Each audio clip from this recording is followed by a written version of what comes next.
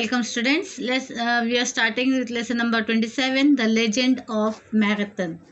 तो मैराथन के बारे में यहाँ पे हम लोग सीखेंगे किस तरह मैराथन स्टार्ट हुआ, मैराथन ये क्यों नाम दिया गया है और क्या कहानी इसके पीछे है। ओके, तो ये ऑफलाइन में लेक्चर स्टार्ट हो चुके हैं, तो लेट्स स्टार्ट विथ अगेन।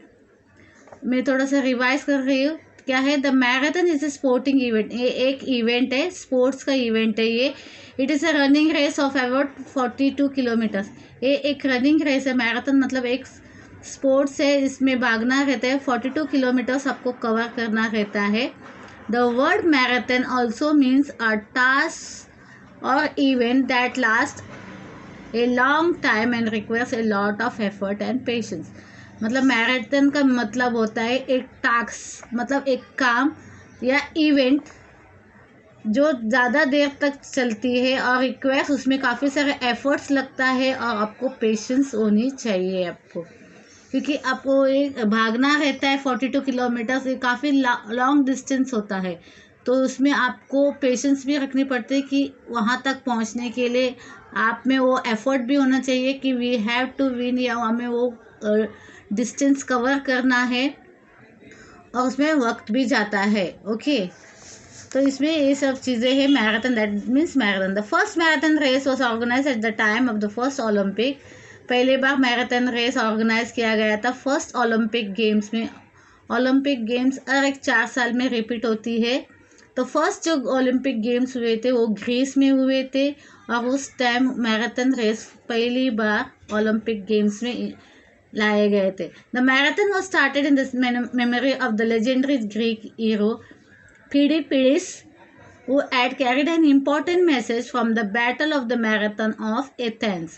तो ये मैराथन जो रेस से वो किसके एक यादगार के तौर पर मनाया जाता है। एक लेजेंडरी ग्रीक हीरो थे, मतलब ग्रीक एक व्यक्ति थे फिडिपिडस करके, तो उनके नाम पे ये मैराथन का रेस किया जाता है। उनके याद के तौर पर, एक यादगार के तौर पर।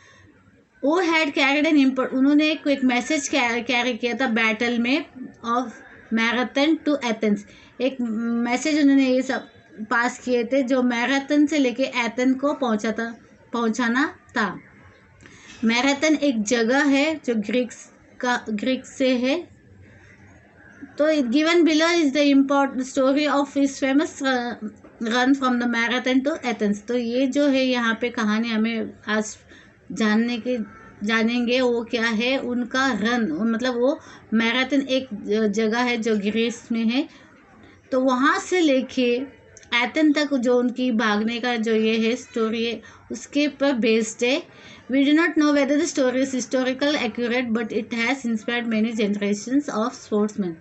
यानी हिस्टोरिकल तौर पर, ऐतिहासिक तौर पर ये कितना एक्यूरेट ये नहीं हम जानते, पर इनकी जो कहानी है फिडिपिडस के, तो वो जो कहानी है वो सारे जनरेशन टू जनरेशन, दर पीढ़ी लोगों को क्या किया है, इंस्पायर किया है और लोगों को स्पोर्ट्स के इसके लिए प्रेरित किया है।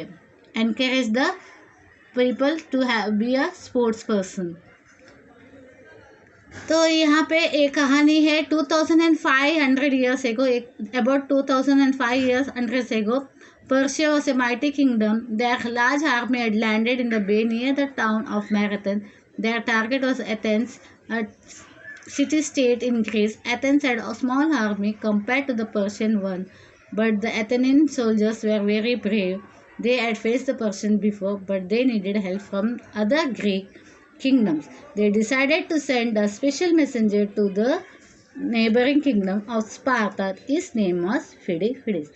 तो ये कहानी है इनकी फिडिपिडस, जिसके बारे में हम लोग ने अभी इंट्रोडक्शन देखा कि पर्शिया एक बड़ा किंगडम है, पावरफुल किंगडम है।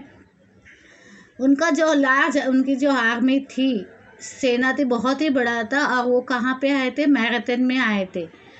उन्होंने टारगेट किया था एथेंस करके एक सिटी है जो ग्रीस में है, तो उनके लोगों के ऊपर टारगेट किया था। मतलब उन्होंने पर्शिया ने क्या अटैक करना चाहते थे एथेंस और उनके लोगों के ऊपर। तो एथेंस एक छोटा सा सिटी है, एक छोटा सा उनका आर्मी भी है, बहुत छोटा सा है कंपेयर टू पर्शियन के बहुत लोग आर्मी में हैं, बहुत लोगों की संख्या थी आर्मी में, और एथेंस की जो लोगों की संख्या बहुत कम थी सोल्जर की। तो एथेंस सोल्जर्स को बहुत शूर थे वो, दे वेर ब्रेव, पर उनको अभी दूसरे के सहारे की ज़रूरत, मदद की ज़रूरत थी ताकि वो पर्शियन के साथ लड़े। इसके लिए उन्होंने क्या किया, वहाँ पे जो एक मैसेंजर, उनको एक स्पेशल मैसेंजर की ज़रूरत थी जो जाके नेबरिंग किंगडम, मतलब पड़ोस के किंगडम को वहाँ के लोगों को खबर पहुँचाना था कि उनको एथेंस को सोल्जर्स की ज़रूरत है उनकी, और वो मदद के लिए यहाँ पे आए। तो ये जो मैसेज पहुँचाना था उसके लिए उन्होंने क्या, फिडीफिडिस को चूज़ किया। He was a good runner, वो एक अच्छे भागने वाले व्यक्ति थे और मैसेज वो बहुत जल्दी से आसान से पहुंचा सकते, इसके लिए उनको काम सौंपा गया था ताकि वो स्पार्ता में जाके स्पार्ता के आर्मी से मदद ले और एथेंस को वो मदद करने में यहाँ पे आ जाए। तो फिडीफिडिस एक यंग रनर थे, डे लॉन्ग रनर, मतलब सुबह से लेके शाम तक इसे डे लॉन्ग रनर है। ये रैन टू स्पार्ता, वो स्पार्ता की तरफ भाग खड़े हुए जब उनको मैसेज देने के लिए कहा गया था एथेंस के लोगों ने, तो वो एकदम हवा की तेज़ी से भागे और स्पार्ता पहुँचे। स्पार्ता को पहुँचने के बाद उन्होंने वहाँ पे गए। He covered the distance of nearly 100 kilometers in a day, but alas, the people of Sparta were busy with some ceremonies. They did not want to join the battle immediately. Phidippus took this message back to Athens with a heavy heart, but on a light feet. Again, he ran 100 kilometers within a day. तो ये जो distance था Athens से Sparta तक का distance था वो 100 kilometre का था, पर वो बहुत तेज़ी से वहाँ पे हवा की तरह वो भाग खड़े हुए उनको स्पार्टा को मैसेज पहुँचाने के लिए कि एथेंस के सोल्जर्स को स्पार्टा के सोल्जर की मदद की ज़रूरत है पर्शियन से लड़ने के लिए।